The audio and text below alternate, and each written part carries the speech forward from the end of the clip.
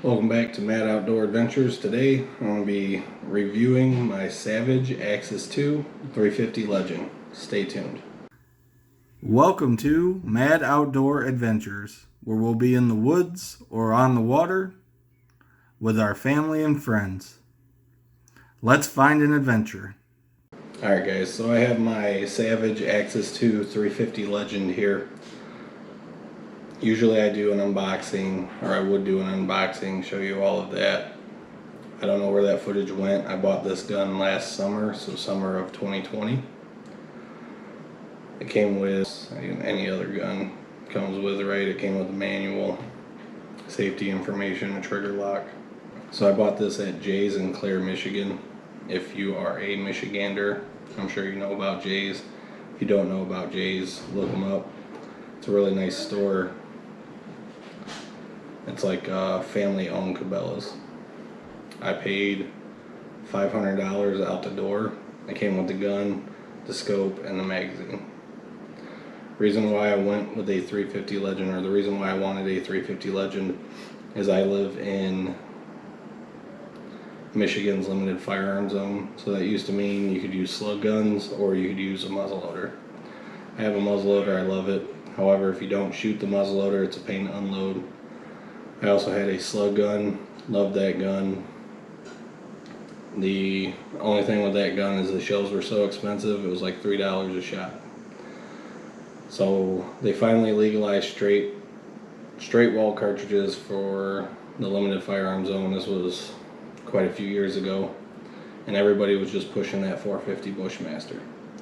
I'll be honest, I looked into the 450 Bushmaster. The only reason why I didn't buy a 450 Bushmaster is, from what I understand, from what I've read, what I've heard from guys who have it, that 450 Bushmaster recoil is pretty harsh, and it's a really loud gun. So I stayed away from the 450 for a while. Now, it's not that I can't handle recoil.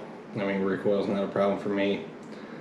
However, I don't want to deal with it if I don't have to. I also have a wife and a son that may use my firearm at some point, and I don't want them to get hurt over, shooting a deer. 350 Legend then came out. Started doing my research, and they're saying that it kicks less than a 243, and it has the terminal energy of a 30-30. So if you are familiar with those guns, a 243 hardly kicks at all. And a 30-30 has been putting down deer for years. I was sold on this gun. I went, did a bunch of research. I was going to get a Winchester XPR. However, the 𝗏𝗵𝗔𝗗 just outweighed them a little bit. And the reason why I chose the 𝗏𝗵𝗔𝗗, which we'll get into this later, is the trigger and the safety. So an overview of this gun, it's the 𝗏𝗵𝗔𝗗 𝗀𝗃𝗃 350 Legend caliber. Came with a 3-9 bullied by 40 Bushnell Banner scope. The scope itself has a BDC reticle. I'm not going to need that though. Most of the deer, all deer I've shot's been within 125 yards anyways. And with this gun, they're saying the energy that it produces, that the farthest you should shoot a deer at is 200 yards, which is fine with me. I've never even thought about shooting a deer at 200 yards, and where I hunt, I can't even see 200 yards anyways. So it has the BDC scope. It has a camo stock. This is 𝗃 camo. Never even heard of 𝗃 camo until I bought this gun. I looked them up online.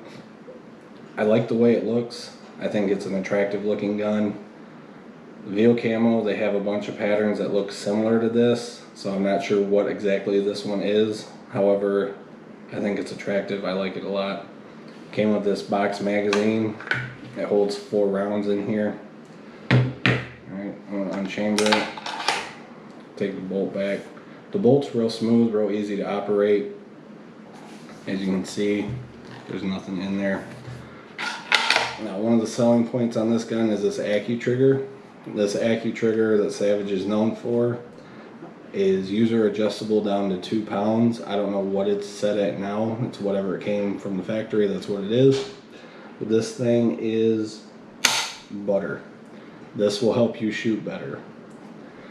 The other selling point is the thumb safety. I like it back here. To me, it's just second nature. So this gun, the ergonomics on this gun are great. It's real thin up here. I don't know if you can see that. It's also got what they call a pistol grip here. It's real thin, so you can really grab a hold of it, seat it into your shoulder for a rock steady rest. This gun does not kick hard at all. Like I haven't shot a 243 in this one side by side, but it doesn't kick. As far as hunting with this gun, like I said, I bought it in summer of 2020. I went hunting in 2020 with it. My first Thanksgiving deer actually fell to this gun. It was a small doe. Haven't had deer meat in the freezer for a couple years. She came in, she was like 25 yards. Put the crosshair on her. Gave her the old Accu Trigger. She thought she was going to take a step and she just rolled over. Now, there's no way I can compare that to a 30-30. It's not like I can shoot the same deer with a 30-30 and a 350 and say, okay, which one did better? But I had no problem with that. The Savage Axis 2 does come in other calibers, so if you're not limited to straight wall cartridges like I am, you can get the regular, I guess you can call them big boy cartridges, 30-06, 308. In this platform as well. The gun does shoot well. I took it out, sighted it in. I got, I think, 1.5 inches. I don't know. Here's the picture. Now the last 3 shots were the 3 in the bullseye. That was my initial sight in. And then I went recently just to check it. I was shooting about 1 inch, 1.5 inches to the left, which I think that was just me, to be honest with you. But it was 1.5 inch group again, minus the one bad shot that I took. That was on the far left. Here's a picture of that as well. So overall, price, can't beat it, $500. There's a lot of rifles that cost a lot more than that. Durability, it seems like it's made to last. Accuracy, it will shoot better than you can, or it shoots better than I can. It'll put deer down easy. I have proof of that. If you buy one, you won't be disappointed. Thanks for watching today's video. If you liked the video, give me that thumbs up. If you haven't done so already, please subscribe to our channel. We have a lot more outdoor content coming your way. As always, thanks for watching, and I'll find you on the next adventure.